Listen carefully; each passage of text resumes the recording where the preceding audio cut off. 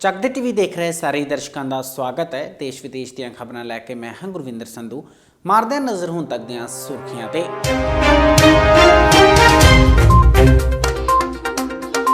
Corona virus ਦੀ ਅੰਮ੍ਰਿਤਸਰ ਵਿੱਚ entry, 2 ਵਿਅਕਤੀ corona positive ਪਾਏ ਗਏ।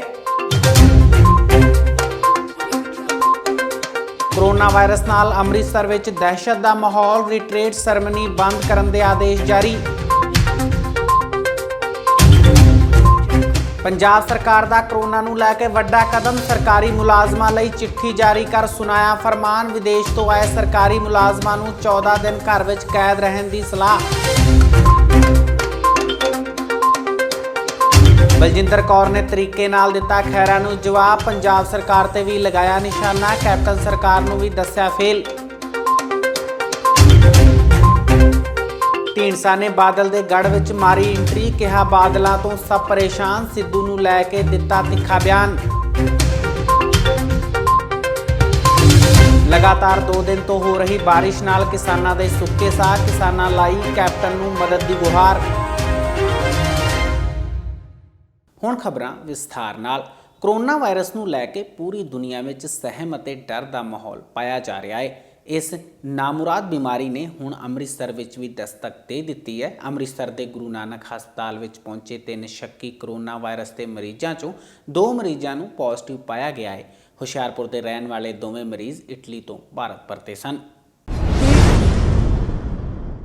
ਵੱਡੀ ਖਬਰ ਅੰਮ੍ਰਿਤਸਰ ਤੋਂ, ਜਿੱਥੇ ਸ਼ੱਕੀ ਹਾਲਾਤਾਂ ਵਿੱਚ ਗੁਰੂ ਨਾਨਕ ਹਸਪਤਾਲ ਵਿੱਚ ਦਾਖਲ 2 ਵਿਅਕਤੀ ਕੋਰੋਨਾ ਦੇ ਪੋਜ਼ਿਟਿਵ ਮਰੀਜ਼ ਪਾਏ ਗਏ, ਜਿਸ ਨਾਲ ਪੂਰੇ ਸ਼ਹਿਰ ਵਿੱਚ ਹੜਕੰਪ ਮਚ ਗਿਆ। ਹਸਪਤਾਲ ਦੇ ਮੈਡੀਕਲ ਸੁਪਰੀਡੈਂਟ ਨੇ ਜਾਣਕਾਰੀ ਦਿੰਦੇ ਹੋਏ ਕਿਹਾ ਕਿ 2 ਕੇਸ ਪੋਜ਼ਿਟਿਵ ਪਾਏ ਗਏ ਨੇ। ਦੋਵੇਂ ਮਰੀਜ਼ ਹੁਸ਼ਿਆਰਪੁਰ ਦੇ ਰਹਿਣ ਵਾਲੇ ਨੇ ਅਤੇ ਇਟਲੀ ਤੋਂ ਯਾਤਰਾ ਕਰਕੇ ਵਤਨ ਪਰਤੇ ਸਨ। ਡਾਕਟਰ ਮੁਤਾਬਿਕ ਮੁੱਢਲੀ ਜਾਂਚ ਵਿੱਚ ਇਹ ਸਾਹਮਣੇ ਆਇਆ ਹੈ ਕਿ ਦੋਵੇਂ ਮਰੀਜ਼ ਕੋਰੋਨਾ ਦੇ ਪੋਜ਼ਿਟਿਵ ਮਰੀਜ਼ ਹਨ। ਡਾਕਟਰ ਮੁਤਾਬਿਕ ਮਰੀਜ਼ਾਂ ਨੂੰ ਆਈਸੋਲੇਟਡ ਵਾਰਡ ਵਿੱਚ ਰੱਖਿਆ ਗਿਆ ਹੈ। ਸਾਡੇ ਗੁਰੂ ਨਾਨਕ ਦੇਵ ਹਸਪਤਾਲ ਦੇ ਵਿੱਚ 3 ਪੇਸ਼ੈਂਟ ਸ਼ੱਕੀ ਹਾਲਤ ਦੇ ਵਿੱਚ ਆਏ ਸੀ। ਏਅਰਪੋਰਟ ਦੇ ਉੱਤੋਂ, ਇਹ ਇਟਲੀ ਤੋਂ ਇਹਨਾਂ ਦਾ ਓਰੀਜਨ ਹੋਇਆ, ਦਿੱਲੀ ਤੋਂ ਗਿਆ ਹੋਇਆ ਬਾਈ ਏਅਰ। ਇਹਨਾਂ ਦੀ ਇੱਕ ਪੇਸ਼ੈਂਟ ਸੀ ਜਿਹਨੂੰ ਖਾਂਸੀ ਆ ਰਹੀ ਸੀ ਅਤੇ ਇਹਨੂੰ ਜਿਹੜੀ ਸਸਪੈਕਟ ਕਰਦੇ ਹੋਏ ਅਸੀਂ ਕੁਆਰੰਟਾਈਨ ਕਰਕੇ ਐਂਬੂਲੈਂਸ ਦੇ ਥਰੂ ਆਪਣੀ ਆਈਸੋਲੇਸ਼ਨ ਵਾਰਡ ਵਿੱਚ ਰੱਖਿਆ ਅਤੇ ਪੇਸ਼ੈਂਟ ਅਦਰਵਾਈਜ਼ ਠੀਕ ਨੇ ਅਤੇ ਇਹਨਾਂ ਪਹਿਲਾਂ ਜਿੰਨੇ ਠੀਕ ਨੇ ਇਹਨਾਂ ਜਿਹੜੇ ਸੈਂਪਲ ਅਸੀਂ ਭੇਜੇ ਉਹਨਾਂ ਦਾ ਪ੍ਰੀਲਿਮਿਨਰੀ ਰਿਪੋਰਟ ਪੋਜ਼ੀਟਿਵ ਆਈ। 2 ਪੇਸ਼ੈਂਟ ਨੈਗੇਟਿਵ ਆਇਆ, ਜਿਹੜਾ ਨੈਗੇਟਿਵ ਪੇਸ਼ੈਂਟ ਆਇਆ ਉਹਨੂੰ ਫਰਦਰ ਆਈਸੋਲੇਟ ਕਰਨਾ। 2 ਜਿਹੜੇ ਪੇਸ਼ੈਂਟ ਨੇ ਉਹ ਇੰਪਰੂਵ ਕਰ ਰਹੇ ਨੇ ਅੱਗੇ ਤੋਂ ਟ੍ਰੀਟਮੈਂਟ ਦੇ ਨਾਲ। ਸਰ ਹੋਰ ਰਿਪੋਰਟ ਵੀ ਵੇਟ ਕੀਤੀ ਜਾ ਰਹੀ ਹੈ? ਹਾਂਜੀ, ਇਹ ਜਿਹੜਾ ਹੁੰਦਾ ਕਰੋਨਾ ਵਾਇਰਸ, ਇਹਦੀ ਅਸੀਂ ਕਨਫਰਮੇਟਰੀ ਰਿਪੋਰਟ ਵਾਸਤੇ ਅਸੀਂ ਪੁਣੇ ਭੇਜਦੇ ਹਾਂ ਅਤੇ national institute of virology Pune ਹੈਗੀ, ਉਹਨਾਂ ਦੀ ਕਨਫਰਮੇਟਰੀ ਰਿਪੋਰਟ ਤੋਂ ਬਾਅਦ ਹੀ ਇਹ ਕਿਹਾ ਜਾ ਸਕਦਾ ਕਿ ਇਹ ਆਥੈਂਟਿਕਲੀ ਪੋਜ਼ੀਟਿਵ ਨੇ ਜਾਂ ਨੈਗੇਟਿਵ ਨੇ। ਬਟ ਫਿਲਹਾਲ ਪ੍ਰੀ ਪੋਜ਼ੀਟਿਵ ਹੈ। ਅਸੀਂ ਇਹਨਾਂ ਨੂੰ ਪੋਜ਼ੀਟਿਵ ਸਮਝ ਕੇ ਹੀ ਟ੍ਰੀਟ ਕਰ ਰਹੇ ਹਾਂ। ਡਾਕਟਰ ਸਾਹਿਬ ਆਏ ਕਿੱਥੋਂ ਪੋਜ਼ਿਟਿਵ ਜਾਂ ਤੁਸੀਂ this is preliminary positive positive. Sir ਇਹ ਆਏ ਕਿੱਥੋਂ? ਉਹਦੀ ਰਿਪੋਰਟ ਅਸੀਂ ਫਾਈਨਲ ਰਿਪੋਰਟ ਵੇਟ ਕਰਕੇ। ਇਹ ਕਦੋਂ ਆਏ ਸੀ ਤੇ ਕਿੱਥੋਂ ਆਏ ਸੀ? ਇਹ 3 ਤਰੀਕ ਰਾਤ ਨੂੰ ਆਏ ਸੀ ਤੇ ਇਟਲੀ ਤੋਂ, ਤੇ 4 ਤਰੀਕ ਨੂੰ ਸੈਂਪਲਸ ਭੇਜੇ ਸੀ ਅਤੇ 6 ਤਰੀਕ ਨੂੰ ਕੱਲ੍ਹ ਸ਼ਾਮ ਨੂੰ ਇਹਨਾਂ ਦੀ ਰਿਪੋਰਟ ਆ ਗਈ ਸੀ ਰਾਤ ਤੱਕ, ਅਤੇ ਉਹਨੂੰ ਅਸੀਂ ਟ੍ਰੀਟਮੈਂਟ ਪਹਿਲਾਂ ਹੀ ਸੋਚਦੇ ਹੋਏ ਸ਼ੁਰੂ ਕਰਤੀ ਸੀ and they are better. Sir ਇਹਨਾਂ ਦਾ ਇਲਾਜ ਕਿਸ ਤਰ੍ਹਾਂ ਕੀਤਾ ਜਾ ਰਿਹਾ? ਸਭ ਤੋਂ ਇੰਪੋਰਟੈਂਟ ਚੀਜ਼ ਆਈਸੋਲੇਸ਼ਨ। ਇਸ ਬਿਮਾਰੀ ਦੀ ਸਭ ਤੋਂ ਇੰਪੋਰਟੈਂਟ ਚੀਜ਼, ਸਭ ਤੋਂ ਜਿਹੜੀ ਜ਼ਰੂਰੀ ਹੈ ਉਹ ਇਹ ਹੈਗੀ ਕਿ ਪੇਸ਼ੈਂਟ ਨੂੰ ਅਲੱਗ ਕਰਤਾ ਜਾਵੇ, ਤਾਂ ਕਿ ਇਹ ਹੈਗਾ ਇਨਫੈਕਸ਼ੀਅਸ ਡਿਜ਼ੀਜ਼, ਸਾਹ ਤੋਂ, ਖਾਂਸੀ ਤੋਂ, ਛਿੱਕਾਂ ਤੋਂ, ਚਮੜੀ ਤੋਂ ਇੱਕ ਦੂਸਰੇ ਹੱਥ ਮਿਲਾਉਣ ਨਾਲ ਵੱਧ ਸਕਦਾ ਹੈ ਅਤੇ ਇੱਕ ਦੂਸਰੇ ਸਪਰੈਡ ਕਰ ਸਕਦਾ। ਸੋ ਉਸ ਚੀਜ਼ ਨੂੰ ਅਵਾਇਡ ਕਰਨਾ, ਸੁਸਾਇਟੀ ਨੂੰ ਉਸ ਤੋਂ ਪਰਿਆਂ ਕਰ ਦਿੱਤਾ। ਇਹਨਾਂ ਨੂੰ ਉਹਨਾਂ ਨੂੰ ਅਲੱਗ ਰੱਖ ਕੇ ਅਤੇ ਅਸੀਂ ਇਹਨਾਂ ਦੀ ਟ੍ਰੀਟਮੈਂਟ ਸ਼ੁਰੂ ਕਰਦੇ। ਸਭ ਤੋਂ ਇੰਪੋਰਟੈਂਟ ਚੀਜ਼ ਹੈ ਕਿ ਡਿਸਟੈਂਸ ਬਣਾ ਕੇ ਰੱਖੋ ਇੱਕ ਦੂਸਰੇ ਦੇ ਨਾਲ, ਕੋਈ ਭੀੜ ਭੜੱਕੇ ਵਾਲੇ ਇਲਾਕਿਆਂ 'ਚ ਨਾ ਜਾਓ।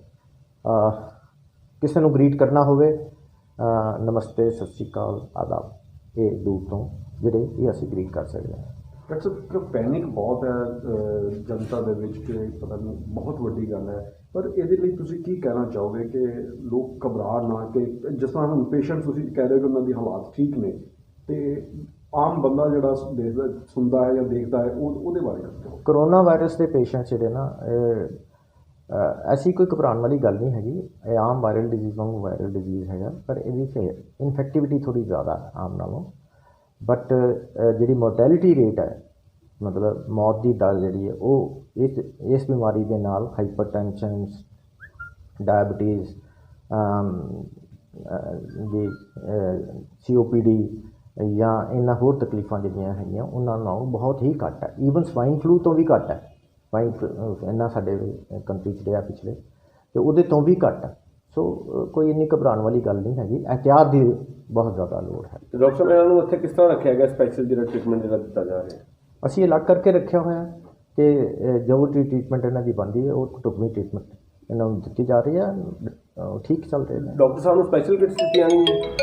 ਹਰ ਡਾਕਟਰ ਨੂੰ, ਹਰ ਨਰਸ ਨੂੰ ਔਰ ਹਰ ਹੈਲਪਰ ਨੂੰ ਜਿਹੜੀ ਹੈ different kit, mask, gloves, cap ਵਗੈਰਾ ਲਗਾ ਕੇ ਉਹ ਕੰਮ ਕਰ ਰਹੇ ਨੇ। ਲਾਸਟ ਸਵਾਲ ਹੈ ਡਾਕਟਰ ਸਾਹਿਬ, ਇਹ ਪੇਸ਼ੈਂਟ ਆਏ ਸੀਗੇ ਇਟਲੀ ਤੋਂ, ਰਹਿਣ ਵਾਲੇ ਪੰਜਾਬ ਦੇ ਹੀ ਨੇ, ਕਿਹੜੇ ਏਰੀਏ ਦੇ? ਹੁਸ਼ਿਆਰਪੁਰ ਏਰੀਆ। ਤੇ ਏਜ ਇਹ ਹੁਸ਼ਿਆਰਪੁਰ ਡਿਸਟ੍ਰਿਕਟ ਦੇ ਨੇ। ਇੱਕ 40 ਸਾਲ ਦੇ ਕਰੀਬ ਹੈ, ਇੱਕ 27 ਸਾਲ। ਉਧਰ ਇਸ ਵਾਇਰਸ ਨਾਲ ਪੂਰੇ ਅੰਮ੍ਰਿਤਸਰ ਵਿੱਚ ਹੜਕੰਪ ਮਚ ਗਿਆ। ਜ਼ਿਲ੍ਹੇ ਦੇ ਡੀਸੀ ਨੇ ਹੋਟਲ ਮਾਲਕਾਂ ਨਾਲ ਮੀਟਿੰਗ ਕਰ ਸ਼ੱਕੀਆਂ ਤੇ ਖਾਸ ਨਜ਼ਰ ਰੱਖਣ ਦੀਆਂ ਹਦਾਇਤਾਂ ਜਾਰੀ ਕੀਤੀਆਂ। ਇਸ ਮੌਕੇ ਉਹਨਾਂ ਨੇ ਭਾਰਤ ਸਰਕਾਰ ਵੱਲੋਂ ਰਿਟਰੀਟ ਸਰਮਨੀ ਨੂੰ ਲੈ ਕੇ ਆਏ ਆਦੇਸ਼ ਬਾਰੇ ਵੀ ਦੱਸਿਆ ਕਿ ਹਾਲਤ ਨੂੰ ਬੇਕਾਬੂ ਹੁੰਦਾ ਦੇਖ ਰਿਟਰੀਟ ਸਰਮਨੀ ਬੰਦ ਕਰਨ ਦਾ ਫੈਸਲਾ ਲਿਆ ਗਿਆ ਹੈ। ਕੋਰੋਨਾ ਵਾਇਰਸ ਨੂੰ ਲੈ ਕੇ ਪੂਰੀ ਦੁਨੀਆ ਵਿੱਚ ਹੜਕੰਪ ਮਚਿਆ ਹੈ ਤੇ ਦਹਿਸ਼ਤ ਦਾ ਮਾਹੌਲ ਬਣਿਆ ਹੋਇਆ ਹੈ। ਦੁਨੀਆ ਭਰ ਵਿੱਚ ਤੇਜ਼ੀ ਨਾਲ ਫੈਲ ਰਹੇ ਜਾਨਲੇਵਾ ਕੋਰੋਨਾ ਵਾਇਰਸ ਦੀ ਦਹਿਸ਼ਤ ਦੇ ਚੱਲਦਿਆਂ ਭਾਰਤ ਸਰਕਾਰ ਵੱਲੋਂ ਵੱਡਾ ਕਦਮ ਚੁੱਕਦਿਆਂ ਅਟਾਰੀ ਵਾਹਗਾ ਸਰਹੱਦ ਤੇ ਹਰ ਰੋਜ਼ ਦੀ ਸ਼ਾਮ ਨੂੰ ਹੋਣ ਵਾਲੀ ਰਿਟਰੀਟ ਸਰਮਨੀ ਬੰਦ ਕਰਨ ਦਾ ਫੈਸਲਾ ਲਿਆ ਗਿਆ ਹੈ। ਕੋਰੋਨਾ ਵਾਇਰਸ ਤੇ ਸਾਵਧਾਨੀ ਵਰਤਿਆਂ ਕੇਂਦਰ ਸਰਕਾਰ ਨੇ ਰਿਟਰੀਟ ਸਰਮਨੀ 7 ਮਾਰਚ ਤੱਕ ਬੰਦ ਕਰਨ ਦਾ ਫੈਸਲਾ ਲਿਆ ਹੈ। ਅੰਮ੍ਰਿਤਸਰ ਦੇ ਡੀਸੀ ਸ਼ਿਵ ਦੁਲਾਰ ਸਿੰਘ ਢਿੱਲੋਂ ਨੇ ਜਾਣਕਾਰੀ ਦਿੰਦੇ ਹੋਏ ਦੱਸਿਆ ਕਿ ਹਜ਼ਾਰਾਂ ਦੀ ਗਿਣਤੀ ਵਿੱਚ ਲੋਕ ਦੇਸ਼ਾਂ ਵਿਦੇਸ਼ਾਂ ਤੋਂ ਆ ਕੇ ਰਿਟਰੀਟ ਸਰਮਨੀ ਵਿੱਚ ਹਿੱਸਾ ਲੈਂਦੇ ਨੇ, ਪਰ ਕੋਰੋਨਾ ਵਾਇਰਸ ਦੇ ਚੱਲਦੇ एहतियात ਦੇ ਤੌਰ ਤੇ ਇਹ ਫੈਸਲਾ ਲਿਆ ਗਿਆ ਹੈ। जैसे आपको पता है कि कोरोना वायरस जो है वो दुनिया के बहुत सारे देशों में फैला हुआ है, जो चाइना से, वुहान से शुरू हुआ था, लेकिन इस समय अबाउट 60-70 देशों तक पहुंचा हुआ है। और इंडिया में भी कल तक अबाउट 30 केसेस वो रिपोर्टेड थे। और इसको ध्यान में रखते हुए आज होटल इंडस्ट्री के साथ मीटिंग की गई है और उनको हेल्थ एडवाइजरी दी गई हैं। और ये उनको बताया गया है कि अगर किसी भी ऐसे देश जहाँ पे कोरोना वायरस बहुत फैला हुआ है, वहाँ से कोई टूरिस्ट आते हैं, कोई विजिटर्स आते हैं, तो तुरंत रिपोर्ट हेल्थ अथॉरिटीज़ को दें और हेल्थ अथॉरिटीज़ अपने टीम्स को उनके हॉस्पिटल में भेजेंगे और उनका चेकअप करवाएंगे। सर, वाघा बॉर्डर को लेकर क्या निर्देश दिए गए हैं सर? जो पब्लिक सेरेमनी होती है जी शाम को बीटिंग ऑफ द रिट्रीट के समय पे, वो अगले ऑर्डर्स तक उसको कैंसिल किया गया है, ताकि वो वहाँ पे जो 20 से 25 हज़ार लोग डेली इकट्ठे होते हैं, क्लोज प्रॉक्सिमिटी में होते हैं और नारेबाजी होती है, क्योंकि पैट्रियाटिक फर्वर होता है वहाँ पे इतना ज़्यादा, देशभक्ति के वो स्लोगन्स भी लगाते हैं, नारे भी लगाते हैं, तो बहुत ज़ोर ज़ोर से अपनी लंग्स में से आवाज़ भी निकालते हैं। और अगर किसी को कोई वायरल डिज़ीज़ हो तो वो वायरस उनके मुंह से आके दूसरों जो उनके साथ बैठे हैं लोग, उनके मुंह पे गिरने के बहुत ज़्यादा चांसेस हैं। इसलिए उसको फ़िलहाल टिल फर्दर ऑर्डर्स बंद किया गया। जहाँ तक मास्क का सवाल है जी, मैं आपके माध्यम से एक बेनती करना चाहता हूँ लोगों को। पहली बात तो ये है कि मास्क की हर एक किसी को ज़रूरत नहीं है। हाँ, ज़रूरत है, एक तो जो कोई पेशेंट है या सस्पेक्टेड पेशेंट है उसको ज़रूरत है, ताकि वो किसी और को ये डिज़ीज़ स्प्रेड ना करे, पहली बात। दूसरी बात, जो डॉक्टर्स हैं, पैरामेडिकल स्टाफ है, हेल्थ वर्कर्स हैं जो कि पेशेंट्स का इलाज कर रहे हैं, उनके लिए ये मास्क ज़रूरी हैं, क्योंकि वो पेशेंट के क्लोज प्रॉक्सिमिटी में होते हैं। तीसरी कैटेगरी है, अगर किसी पेशेंट को या संभावित पेशेंट को होम आइसोलेशन में या उनको क्वारंटाइन में रखा गया, तो उनके जो घर पे अटेंडेंट्स हैं उनको ज़रूरत है। बाकी जो हेल्दी लोग हैं उनको इस मास्क की कोई ज़रूरत नहीं है। दूसरी बात, जहाँ तक ब्लैक मार्केटिंग की बात है, तो मैं आपके माध्यम से ये बेनती करना चाहता हूँ दोनों हाथ जोड़ के सारे सप्लायर्स को कि काइंडली ये एक ऐसा टाइम नहीं है कि हम लोगों का नाजायज़ फ़ायदा उठाएं। ये ब्लैक मार्केटिंग बिल्कुल नहीं करनी चाहिए, ना किसी को करने देनी चाहिए। अगर किसी को ये बेनती मेरी पसंद नहीं है तो let them treat it as a warning. अगर कोई करेगा तो हम उसके खिलाफ सख्त कार्रवाई करेंगे। सर कब तक रहेगी बैटिंग रेटरी सेरेमनी, कब तक बंद रहेगी सर? जब तक सिचुएशन इंप्रूव नहीं होती। ਜ਼ਿਲ੍ਹੇ ਦੇ ਡਿਪਟੀ ਕਮਿਸ਼ਨਰ ਨੇ ਹੋਟਲ ਮਾਲਕਾਂ ਨਾਲ ਮੀਟਿੰਗ ਕਰਕੇ ਉਹਨਾਂ ਨੂੰ ਇਸ ਬਾਬਤ ਜਾਣਕਾਰੀ ਸਾਂਝੀ ਕੀਤੀ। ਉਹਨਾਂ ਕਿਹਾ ਕਿ ਸ਼ੱਕੀ ਵਿਅਕਤੀਆਂ ਤੇ ਨਜ਼ਰ ਬਣਾਏ ਰੱਖਣੀ ਚਾਹੀਦੀ ਹੈ।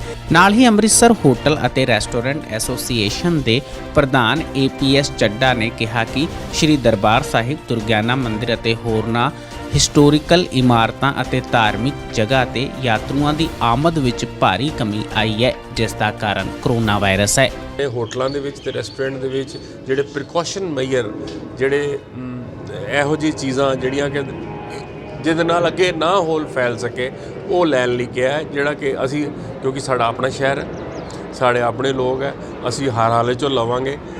ਬਟ ਜਿਹੜੀ ਉਹਨਾਂ ਨੇ ਗੱਲ ਦੂਸਰੀ ਦੱਸੀ ਕਿ ਰੀਟਰੀਟ ਸੈਰੇਮਨੀ ਜਿਹੜੀ ਵਾਹਗਾ ਬਾਰਡਰ 'ਤੇ ਹੁੰਦੀ ਹੈ, ਜਿਹੜੀ ਕਿ ਅੱਜ ਤੋਂ ਇਨਡੈਫੀਨੇਟ ਪੀਰੀਅਡ ਲਈ ਬੰਦ ਕਰਤੀ ਗਈ ਹੈ, ਕਿਉਂਕਿ ਉੱਥੇ ਇਕੱਠ ਹੁੰਦਾ ਬੰਦਿਆਂ ਦਾ।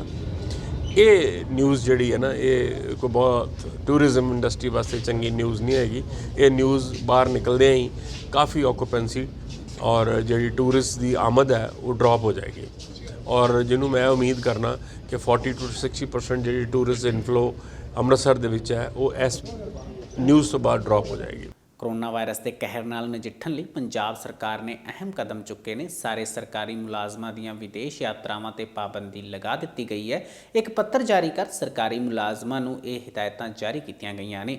ਨਾਲ ਹੀ ਪੱਤਰ ਰਾਹੀਂ ਦੱਸਿਆ ਗਿਆ ਹੈ ਕਿ ਜੇਕਰ ਕੋਈ ਸਰਕਾਰੀ ਮੁਲਾਜ਼ਮ ਵਿਦੇਸ਼ ਦੀ ਯਾਤਰਾ ਤੋਂ ਘਰ ਵਾਪਸ ਪਰਤਿਆ ਹੈ ਤਾਂ ਉਹ 14 ਦਿਨ ਘਰ ਵਿੱਚ ਹੀ ਆਰਾਮ ਫਰਮਾਏ। ਕੋਰੋਨਾ ਵਾਇਰਸ ਨਾਲ ਨਜਿੱਠਣ ਲਈ ਦੇਸ਼ ਦੀ ਸਰਕਾਰ ਸਣੇ ਪੰਜਾਬ ਸਰਕਾਰ ਨੇ ਵੀ ਵੱਡੇ ਕਦਮ ਚੁੱਕੇ ਨੇ। ਕੋਰੋਨਾ ਅਜਿਹਾ ਸਿਤਮ ਢਾ ਰਿਹਾ ਹੈ ਕਿ ਲੋਕ ਖੌਫ ਵਿੱਚ ਜੀ ਰਹੇ ਨੇ। ਸੂਬੇ ਦੀ ਸਰਕਾਰ ਨੇ ਕੋਰੋਨਾ ਨੂੰ ਲੈ ਕੇ ਸਾਰੇ ਸਰਕਾਰੀ ਮੁਲਾਜ਼ਮਾਂ ਲਈ ਹਿਦਾਇਤਾਂ ਜਾਰੀ ਕੀਤੀਆਂ ਨੇ ਕਿ ਕੋਈ ਵੀ ਸਰਕਾਰੀ ਮੁਲਾਜ਼ਮ ਵਿਦੇਸ਼ ਦੀ ਯਾਤਰਾ ਨਹੀਂ ਕਰੇਗਾ ਅਤੇ ਵਿਦੇਸ਼ ਤੋਂ ਯਾਤਰਾ ਕਰਕੇ ਵਤਨ ਪਰਤੇ ਹਰ ਕਰਮਚਾਰੀ ਨੂੰ ਲਗਭਗ 14 ਦਿਨ ਆਪਣੇ ਘਰ ਵਿੱਚ ਇਕੱਲੇ ਰਹਿਣ ਦੀ ਹਿਦਾਇਤ ਜਾਰੀ ਕੀਤੀ ਗਈ ਹੈ। ਮਿਲੀ ਜਾਣਕਾਰੀ ਮੁਤਾਬਿਕ ਅਧਿਕਾਰੀਆਂ ਨੂੰ ਅਤੀ ਜ਼ਰੂਰੀ ਕਾਰਨਾਂ ਨੂੰ ਛੱਡ ਕੇ ਐਕਸ ਇੰਡੀਆ ਲੀਵ ਨਾ ਦਿੱਤੇ ਜਾਣ ਸੰਬੰਧੀ ਵੱਖ-ਵੱਖ ਵਿਭਾਗਾਂ ਨੂੰ ਇੱਕ ਪੱਤਰ ਜਾਰੀ ਕੀਤਾ ਗਿਆ ਹੈ। ਪਰਸੋਨਲ ਵਿਭਾਗ ਵੱਲੋਂ ਜਾਰੀ ਕੀਤੇ ਗਏ ਪੱਤਰ ਮੁਤਾਬਿਕ ਬਾਹਰਲੇ ਦੇਸ਼ ਦੀ ਯਾਤਰਾ ਤੋਂ ਵਾਪਸ ਪਰਤਣ ਵਾਲੇ ਸਰਕਾਰੀ ਕਰਮਚਾਰੀਆਂ ਨੂੰ 14 ਦਿਨ ਆਪਣੇ ਘਰ ਵਿੱਚ ਇਕੱਲੇ ਰਹਿਣ ਦੀ ਹਿਦਾਇਤ ਕੀਤੀ ਗਈ ਹੈ। ਪੱਤਰ ਮੁਤਾਬਿਕ ਇਹਨਾਂ ਹਿਦਾਇਤਾਂ ਨੂੰ ਤੁਰੰਤ ਪ੍ਰਭਾਵ ਤੋਂ ਲਾਗੂ ਕਰਨ ਦਾ ਦਿਸ਼ਾ ਨਿਰਦੇਸ਼ ਵੀ ਜਾਰੀ ਕਰ ਦਿੱਤਾ ਗਿਆ ਹੈ। ਗੱਲ ਕਰਦੇ ਹਾਂ ਰਾਜਨੀਤੀ ਦੀ। ਆਮ ਆਦਮੀ ਪਾਰਟੀ ਦੀ ਤਲਵੰਡੀ ਸਾਬੋ ਤੋਂ ਵਿਧਾਇਕਾ ਬਲਜਿੰਦਰ ਕੌਰ ਨੇ ਇੱਕ ਪ੍ਰੈਸ ਕਾਨਫਰੰਸ ਕੀਤੀ ਅਤੇ ਕੈਪਟਨ ਸਣੇ ਅਕਾਲੀਆਂ ਅਤੇ ਖਹਿਰਾ ਨੂੰ ਨਿਸ਼ਾਨੇ ਤੇ ਰੱਖ ਜੰਮ ਕੇ ਪੜਾਸ ਕੱਢੀ। ਆਮ ਆਦਮੀ ਪਾਰਟੀ ਦੀ ਤਲਵੰਡੀ ਸਾਬੋ ਤੋਂ ਵਿਧਾਇਕ ਬਲਜਿੰਦਰ ਕੌਰ ਨੇ ਪ੍ਰੈਸ ਕਾਨਫਰੰਸ ਕਰ ਕੈਪਟਨ ਸਰਕਾਰ ਤੇ ਗੰਭੀਰ ਦੋਸ਼ ਲਗਾਏ। ਵਿਧਾਇਕਾ ਨੇ ਕਿਹਾ ਕਿ 3 ਸਾਲ ਬੀਤ ਜਾਣ ਤੋਂ ਬਾਅਦ ਵੀ ਸਰਕਾਰ ਪੂਰੀ ਤਰ੍ਹਾਂ ਫੇਲ ਸਾਬਿਤ ਹੋ ਰਹੀ ਹੈ। ਇਸ ਮੌਕੇ ਉਹਨਾਂ ਰਿਫਾਈਨਰੀ ਵਿੱਚ ਕੰਮ ਕਰ ਰਹੇ ਨੌਜਵਾਨਾਂ ਦੀ ਤਨਖਾਹ ਤੇ ਆਪਣੇ ਹਲਕੇ ਦੇ ਵਿਕਾਸ ਕਾਰਜਾਂ ਨੂੰ ਲੈ ਕੇ ਕੈਪਟਨ ਸਰਕਾਰ ਤੇ ਨਿਸ਼ਾਨੇ ਸਾਧੇ। ਮੈਂ ਅਗਲੀ ਗੱਲ ਕਰਾਂ ਪੂਰੇ ਪੰਜਾਬ ਦੀ, ਤਾਂ ਪੰਜਾਬ ਇਸ ਵੇਲੇ ਤਰਾ ਕਰ ਰਿਹਾ ਕਿਉਂਕਿ ਪੰਜਾਬ ਨੂੰ ਕਿਤੇ ਕੋਈ ਨੌਕਰੀ ਨਹੀਂ ਮਿਲੀ। ਵੱਡੇ ਵੱਡੇ ਵਾਅਦੇ ਜਿਹੜੇ ਸਰਕਾਰ ਨੇ ਕੀਤੇ ਸੀਗੇ ਕਿ ਘਰ ਨੌਕਰੀ ਪਹੁੰਚਾ ਦੇਂਗੇ, ਪੰਜਾਬ 'ਚੋਂ ਅਸੀਂ ਕਿਸਾਨਾਂ ਦਾ ਕਰਜ਼ਾ ਲਾ ਦੇਂਗੇ ਔਰ ਅਸੀਂ ਜਿਹੜੇ ਆ ਬਹੁਤ ਸਾਰੇ ਵਾਅਦੇ ਜਿਹੜੇ ਸਰਕਾਰ ਨੇ ਕੀਤੇ, ਸਰਕਾਰ ਅੱਜ ਸਾਰੇ ਵਾਅਦਿਆਂ ਤੋਂ ਭੱਜ ਗਈ ਤੇ ਪੰਜਾਬ ਦਾ ਹਰ ਵਰਗ ਜਿਹੜਾ ਇਸ ਵੇਲੇ ਉਹ ਐ ਮਹਿਸੂਸ ਕਰਦਾ ਜਿਵੇਂ ਪੰਜਾਬ ਸਰਕਾਰ ਨੇ ਲੁੱਟ ਲਿਆ ਹੋਵੇ, ਉਹਨੂੰ ਠੱਗ ਲਿਆ ਹੋਵੇ ਤੇ ਉਹਦੀ ਕੋਈ ਪੇਸ਼ ਨਹੀਂ ਚੱਲਦੀ। ਸੋ ਜੇ ਅਸੀਂ ਗੱਲ ਕਰੀਏ ਵੀ ਜੇ ਅੱਜ ਸਰਕਾਰ ਨੂੰ ਘੱਟੋ ਘੱਟ 3 ਸਾਲਾਂ ਦਾ ਸਮਾਂ ਬੀਤ ਗਿਆ, ਇੱਕ ਜਿਹੜੀ ਗੱਲ ਕਰਦੀ ਹੁੰਦੀ ਹੈ ਸਰਕਾਰ ਕਿ ਬਈ ਸਾਡਾ ਬਜਟ ਖਾਲੀ ਆ, ਸਾਡਾ ਖਜ਼ਾਨਾ ਖਾਲੀ ਆ, ਸਾਡੇ ਕੋਲੇ ਪੈਸੇ ਨਹੀਂ ਹੈਗੇ, ਤਾਂ ਅਖਬਾਰਾਂ ਦੀਆਂ ਸੁਰਖੀਆਂ ਤੋਂ, ਅਖਬਾਰਾਂ ਦੇ ਰਾਹੀਂ, ਮੀਡੀਆ ਦੇ ਰਾਹੀਂ ਸਾਨੂੰ ਇਹ ਪਤਾ ਚੱਲ ਰਿਹਾ ਕਿ ਇਸ ਵੇਲੇ ਸਰਕਾਰ ਆਈ ਡੋਂਟ ਨੋ ਕਿ ਕਿਹੜਾ ਉਹਨਾਂ ਦੇ ਸੌਫਟ ਕਾਰਨਰ ਆ ਜਾਂ ਕੀ ਆਈ ਡੋਂਟ ਨੋ, ਜਾਂ ਉਹਨਾਂ ਦੀ ਮਜਬੂਰੀ ਬਣ ਗਈ, ਸਹੀ ਸ਼ਬਦ ਜਿਹੜਾ ਆ, ਕਿਉਂਕਿ ਦਿੱਲੀ ਦੇ ਵਿੱਚ ਆਮ ਆਦਮੀ ਪਾਰਟੀ ਦੀ ਸਰਕਾਰ ਬਣਦੀ ਹੈ। ਉਸ ਦਿੱਲੀ ਨੇ ਇੰਨਾ ਕੁ ਮਜਬੂਰ ਕਰ ਦਿੱਤਾ ਪੰਜਾਬ ਸਰਕਾਰ ਨੂੰ ਕਿ ਸਰਕਾਰ ਨੇ ਇਸ ਵੇਲੇ ਨੀਂਹ ਪੱਥਰ ਲਾਉਣੇ ਜਿਹੜੇ ਪਿੰਡਾਂ 'ਚ ਸ਼ੁਰੂ ਕਰ ਦਿੱਤੇ। ਪਰ ਮੇਰੀ ਸਮਝਣ ਇਹਦੇ 'ਚ ਇੰਨੀ ਹੈ ਕਿ ਜੇ ਨੀਂਹ ਪੱਥਰ ਪਿੰਡਾਂ ਦੇ ਵਿੱਚ, ਸ਼ਹਿਰਾਂ ਦੇ ਵਿੱਚ ਲੱਗ ਰਹੇ ਨੇ ਤਾਂ ਉਹਦਾ ਇੱਕ ਪ੍ਰੋਪਰ ਯੂਟਿਲਾਈਜੇਸ਼ਨ ਹੋਵੇ, ਉਹਦਾ ਇੱਕ ਰੈਗੂਲੇਟਰੀ ਸਿਸਟਮ ਹੋਵੇ, ਉਹ ਪੈਸੇ ਕਿਤੇ ਸਹੀ ਥਾਂ ਤੇ ਯੂਜ਼ ਹੋਣ, ਮਿਸਯੂਜ਼ ਨਾ ਹੋਣ, ਕਿਉਂਕਿ ਲੋਕ ਅੱਜ ਤਰਾ ਕਰ ਰਹੇ ਨੇ। ਲੋਕ ਅੱਜ ਬਹੁਤ ਮਜਬੂਰ ਨੇ। ਜਿਹੜੇ ਸੁਸਾਈਡ ਰੇਟ ਅਕਾਲੀ ਦਲ ਸਰਕਾਰ ਤੇ ਚੱਲ ਰਹੇ ਸੀ, ਉਹੀ ਕਾਂਗਰਸ ਸਰਕਾਰ ਦੇ ਵਿੱਚ ਸੁਸਾਈਡ ਰੇਟ ਅੱਜ ਕਿਸਾਨਾਂ ਦੇ ਚੱਲ ਰਹੇ ਨੇ।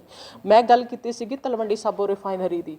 ਤਲਵੰਡੀ ਸਾਬੋ ਰਿਫਾਈਨਰੀ ਦੇ ਵਿੱਚ ਇਸ ਵੇਲੇ ਸਭ ਤੋਂ ਵੱਡੀ ਮੁਸ਼ਕਿਲ ਆ ਕਿ ਉੱਥੇ 50,000 ਤੋਂ 70,000 ਨੀਅਰ ਅਬਾਊਟ ਜਿਹੜੇ ਇੰਪਲੋਇਰਸ ਕੰਮ ਕਰਦੇ ਆ, ਉਹ ਸਾਰੇ ਦੇ ਸਾਰੇ ਟੌਪ ਕਲਾਸ ਇੰਪਲੋਇਰਸ ਨੇ, ਟੌਪ ਕਲਾਸ ਇੰਜੀਨੀਅਰਸ ਨੇ, ਸਾਰੇ ਦੇ ਸਾਰੇ ਆਊਟਸਾਈਡਰ ਨੇ, ਆਊਟਰ ਸਟੇਟਸ ਨੂੰ ਬਿਲੋਂਗ ਕਰਦਾ। ਕੀ ਗੱਲ ਐਡਾ ਵੱਡਾ ਦੁਖਾਂਤ ਹੋ ਗਿਆ ਕਿ ਸਾਡੇ ਪੰਜਾਬ ਦੇ ਮੁੰਡੇ ਕੁੜੀਆਂ ਉੱਥੇ ਕੰਮ ਹੀ ਨਹੀਂ ਕਰ ਸਕਦੇ, ਸਾਡੇ ਪਿੰਡਾਂ ਦੇ ਮੁੰਡੇ ਕੁੜੀਆਂ ਉੱਥੇ ਕੰਮ ਹੀ ਨਹੀਂ ਕਰ ਸਕਦੇ। ਸਰਕਾਰ ਦੀ ਐਡੀ ਕੁ ਵਰਸਟ ਕੰਡੀਸ਼ਨ ਹੋ ਗਈ ਹੈ। ਜਿਹੜੇ ਹੁਣ ਅੱਜ ਸਟੇਜਾਂ ਤੇ ਖੜ ਭਾਵੇਂ ਉਹ ਬਾਦਲ ਸਰਕਾਰ ਆ, ਬਾਦਲ ਸਾਹਿਬ ਆਪ ਨੇ, ਭਾਵੇਂ ਉਹ ਕੈਪਟਨ ਸਾਹਿਬ ਨੇ, ਕਹਿੰਦੇ ਆ ਜੀ ਅਸੀਂ ਪ੍ਰੋਜੈਕਟ ਲੈ ਕੇ ਆਏ ਰਿਫਾਈਨਰੀ ਦਾ, ਤੇ ਜੇ 15,000 ਕਰੋੜ ਬਾਦਲ ਸਾਹਿਬ ਉਹਨੂੰ ਮਾਫ ਕਰ ਸਕਦੇ ਰਿਫਾਈਨਰੀ ਨੂੰ, ਤਾਂ ਕੈਪਟਨ ਸਾਹਿਬ ਦਾ ਇੱਕ ਵਾਰੀ ਸਟੇਟਮੈਂਟ ਸੀਗੀ ਕਿ ਪੰਜਾਬ ਦੇ ਸੋਰਸਿਸ ਦਾ ਅਸੀਂ ਕਤਲ ਨਹੀਂ ਹੋਣ ਦੇਵਾਂਗੇ। ਤਾਂ 10,000 ਕਰੋੜ ਟੈਕਸ ਉਸ ਰਿਫਾਈਨਰੀ ਨੂੰ ਮਾਫ ਕਰਨ ਵਾਲੇ ਇਹ ਕੈਪਟਨ ਅਮਰਿੰਦਰ ਸਿੰਘ ਜੀ ਨੇ। ਤੇ ਅਗਲੀ ਗੱਲ, ਜਦੋਂ ਸਾਡੇ ਸੋਰਸਿਸ ਦਾ ਘਾਣ ਕਰਨਾ ਆ, ਇੰਨਾ ਟੈਕਸ ਉਸ ਰਿਫਾਈਨਰੀ ਨੂੰ ਮਾਫ ਕਰਨਾ ਆ, ਸਾਡੇ ਪਿੰਡਾਂ ਦੀ ਜ਼ਮੀਨ ਹੋਵੇ, ਸਾਡੇ ਪੰਜਾਬ ਦੀ ਜ਼ਮੀਨ ਹੋਵੇ, ਤਾਂ ਬਹੁਤ ਮਾੜੀ ਗੱਲ ਆ ਕਿ ਸਾਡੇ ਜਿਹੜੇ ਮੁੰਡੇ ਕੁੜੀਆਂ ਅੱਜ ਉੱਥੇ ਕੰਮ ਕਰਦੇ ਆ, ਕੀ ਗੱਲ ਉਹ ਸਿਰਫ ਤੇ ਸਿਰਫ ਉੱਥੇ ਲੇਬਰ ਯੋਗ ਨੇ? ਤੇ ਕੀ ਗੱਲ ਉਹ ਸਿਰਫ ਤੇ ਸਿਰਫ ਅੱਜ ਉੱਥੇ ਡਰਾਈਵਰੀ ਕਰ ਸਕਦੇ ਆ? ਕੀ ਗੱਲ ਅੱਜ ਸਾਡੇ ਮੁੰਡੇ ਕੁੜੀਆਂ ਸਿਰਫ ਉੱਥੇ ਸਿਕਿਉਰਿਟੀ ਕਰ ਸਕਦੇ ਆ? ਉਹਨਾਂ ਨੂੰ ਕੀ ਹੋਇਆ? ਅੱਜ ਉਹ ਕੰਮ ਕਰਦੇ ਨੇ 8,000 ਦੀ ਤਨਖਾਹ ਤੇ, 10,000 ਦੀ ਤਨਖਾਹ ਤੇ, ਜਿਨ੍ਹਾਂ ਨੇ ਮਾਸਟਰ ਡਿਗਰੀ ਲੈ ਰੱਖੀ ਆ। ਬਲਜਿੰਦਰ ਕੌਰ ਨੇ ਬੀਬੀ ਬਾਦਲ ਤੇ ਵੀ ਨਿਸ਼ਾਨਾ ਲਗਾਇਆ ਤੇ ਕੀ ਕਿਹਾ, ਦੇਖੋ। ਅਕਾਲੀ ਦਲ ਸਰਕਾਰ ਨੇ, ਬਾਦਲ ਸਰਕਾਰ ਨੇ, ਬਾਦਲ ਪਰਿਵਾਰ ਨੇ, ਤਾਂ ਕੀ ਉਹ ਸੱਚਮੁੱਚ ਐਡੇ ਸੁਹਿਰਦ ਸੀਗੇ? ਜੇ ਸੁਹਿਰਦ ਹੁੰਦੇ ਤਾਂ ਮੇਰਾ ਅਗਲਾ ਸਵਾਲ ਇਹ ਆ, ਉਹ ਚਾਹੁੰਦੇ ਇੱਥੇ 100 ਕਿੱਲਾ ਹੋਰ ਅਕਵਾਇਰ ਕਰਕੇ ਇੱਥੇ ਪੈਟਰੋਕੈਮੀਕਲ ਦੀਆਂ ਜਿਹੜੀ ਅੱਜ ਰਿਕੁਆਇਰਮੈਂਟ ਉਸ ਰਿਫਾਈਨਰੀ ਦੇ ਵਿੱਚ ਆ, ਜਿਹੜੀ ਐਜੂਕੇਸ਼ਨ ਦੀ, ਜਿਹੜੀ ਜੌਬਸ ਦੀ, ਤਾਂ ਉੱਥੇ ਸਾਡੇ ਮੁੰਡੇ ਕੁੜੀਆਂ ਨੂੰ ਪੜ੍ਹਨ ਪਾਉਣਾ ਸੀਗਾ, ਤਾਂ ਅੱਜ ਨੂੰ ਉਹ ਨੌਕਰੀਆਂ ਦੇ ਕਾਬਿਲ ਹੁੰਦੇ। ਸੋ ਪੰਜਾਬ ਨੂੰ ਪੂਰੀ ਤਰ੍ਹਾਂ ਦੇ ਨਾਲ ਇਸ ਵੇਲੇ ਹਰ ਪੱਖ ਤੋਂ ਧੱਕਾ ਲੱਗ ਰਿਹਾ, ਖਾਸ ਕਰਕੇ ਤਖ਼ਤ ਸ਼੍ਰੀ ਦਮਦਮਾ ਸਾਹਿਬ ਦੀ ਤਲਵੰਡੀ ਸਾਬੋ ਦੀ ਧਰਤੀ ਤੇ। ਜੇ 238 ਕਿਲੋਮੀਟਰ ਸਾਡੇ ਨਾਲ ਲੱਗਦੇ ਮੈਂਬਰ ਪਾਰਲੀਮੈਂਟ ਹਲਕੇ ਦੇ ਵਿੱਚ ਭਗਵੰਤ ਮਾਨ ਜੀ, ਸਾਡੇ ਪੰਜਾਬ ਪ੍ਰਧਾਨ, ਸੜਕ ਲੈ ਕੇ ਆ ਸਕਦੇ ਨੇ, ਤਾਂ ਸਾਡੇ ਲੋਕ ਸਭਾ ਹਲਕੇ ਦੇ ਵਿੱਚ ਤਾਂ ਬੀਬਾ ਹਰਸਿਮਰਤ ਕੌਰ ਜੀ ਅੱਜ ਤੀਜੀ ਵਾਰੀ ਜਿੱਤ ਕੇ ਜਾ ਕੇ ਕੈਬਨਿਟ ਮਿਨਿਸਟਰ ਬਣਦੇ ਨੇ, ਤੇ ਉਹ ਕਿਉਂ ਨਹੀਂ ਧਿਆਨ ਦਿੰਦੇ ਹੈ?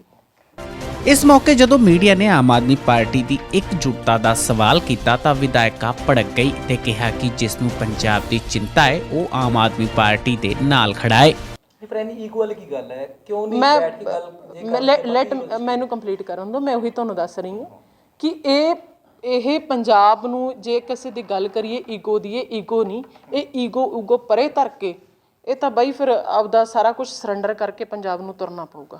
ਤੇ ਜਿਹੜੇ ਤੁਰਨ ਲਈ ਤਿਆਰ ਨੇ ਉਹ ਵੈਲਕਮ ਨੇ। ਇੱਥੇ ਰੁੱਸਣ ਵਾਲੀਆਂ, ਮਨਾਉਣ ਵਾਲੀਆਂ, ਇਹ ਕੋਈ ਕਿਸੇ ਇੰਡੀਵਿਜੂਅਲ ਦਾ ਕੰਮ ਥੋੜਾ ਹੀ ਹੈ। ਇੰਡੀਵਿਜੂਅਲ ਦਾ ਕੰਮ ਨਹੀਂ, ਕਿਸੇ ਇੰਡੀਵਿਜੂਅਲ ਦੀ ਗੱਲ ਨਹੀਂ, ਇਹ ਤਾਂ ਪੂਰੇ ਪੰਜਾਬ ਦੀ ਗੱਲ ਆ। ਜਿਹੜੇ ਸਮਰਪਿਤ ਆ ਉਹ ਵੈਲਕਮ ਨੇ। ਟਕਸਾਲੀ ਤਾਂ ਹੁਣ ਇੰਜ ਜਾਪਦੇ ਨੇ ਜਿਵੇਂ ਅਕਾਲੀ ਦਲ ਦੇ ਮਗਰ ਹੱਥ ਧੋ ਕੇ ਪੈ ਗਏ ਨੇ। ਹੁਣ ਖਬਰ ਹੈ ਬਠਿੰਡਾ ਤੋਂ, ਜਿੱਥੇ ਪਹੁੰਚੇ ਸੁਖਦੇਵ ਸਿੰਘ ਢੀਂਡਸਾ ਨੇ ਅਕਾਲੀ ਦਲ ਤੇ ਇੱਕ ਤੋਂ ਬਾਅਦ ਇੱਕ ਤਿੱਖੇ ਪ੍ਰਹਾਰ ਕੀਤੇ। ਇਸ ਮੌਕੇ ਉਹਨਾਂ ਸਿੱਧੂ ਦੇ ਪਾਰਟੀ ਵਿੱਚ ਆਉਣ ਬਾਰੇ ਵੀ ਜਵਾਬ ਦਿੱਤਾ, ਦੇਖੋ।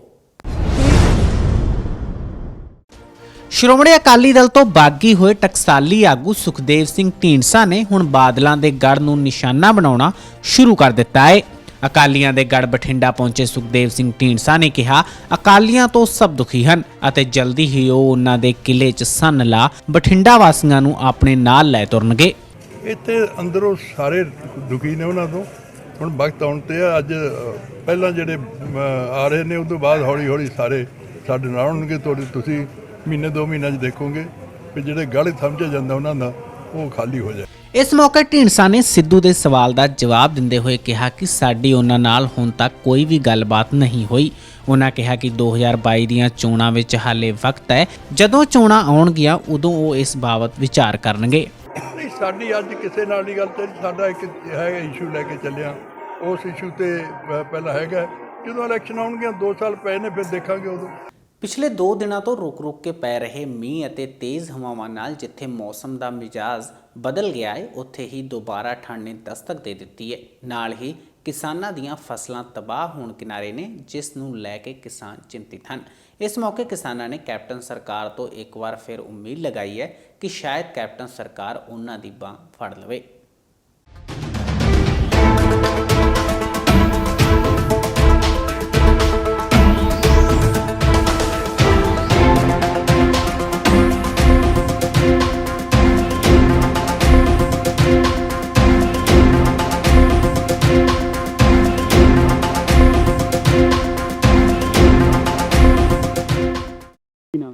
ਮੇਰਾ ਨਾਮ ਪਵਨੀਸ਼ ਹੈ ਜੀ। ਸਾਡੇ ਪਿੰਡਾਂ 'ਚ ਬਹੁਤ ਜ਼ਿਆਦਾ ਗੜੇਮਾਰੀ ਹੋਈ ਹੈਗੀ। ਕਰੀਬ ਅੱਧਾ ਪੌਣਾ ਘੰਟਾ ਗੜੇ ਪਏ ਨੇਗੇ। ਫਸਲਾਂ ਦਾ ਬਹੁਤ ਜ਼ਿਆਦਾ ਨੁਕਸਾਨ ਹੋ ਗਿਆ। ਡੰਗਰਾਂ ਦਾ, ਪਸ਼ੂ ਦਾ ਹਰਾ ਚਾਰਾ ਕੁਛ ਨਹੀਂ ਰਿਹਾ। ਕਣਕਾਂ ਬਿਲਕੁਲ ਐਂ ਜਮਾਂ, ਤੁਸੀਂ ਦੇਖ ਸਕਦੇ ਹੋ ਆਹ ਰੇ ਦੇਖ ਲਓ, ਕਣਕਾਂ ਦੇਖ ਲਓ, ਧਰਤੀ ਨਾਲ ਜਮਾਂ ਵਿਛ ਗਈਆਂ। ਪਹਿਲਾਂ ਸਾਉਣੀ ਦੀ ਫਸਲ 'ਚ ਘਾਟਾ ਪਿਆ ਕਿਸਾਨਾਂ ਨੂੰ, ਹੁਣ ਆਹ ਹਾੜੀ ਵੇਲੇ ਤੁਸੀਂ ਦੇਖ ਲਓ। ਸਾਡੀ ਇਹੀ ਸਰਕਾਰ ਨੂੰ ਬੇਨਤੀ ਹੈਗੀ ਵੀ ਸਾਨੂੰ ਮੁਆਵਜ਼ਾ ਦਿੱਤਾ ਜਾਵੇ, ਸਾਡਾ ਹਾਲ ਆ ਕੇ ਦੇਖਿਆ ਜਾਵੇ। ਉਰੇ ਬਹੁਤ ਹੀ ਜ਼ਿਆਦਾ ਨੁਕਸਾਨ ਹੋਇਆ ਹੈਗਾ।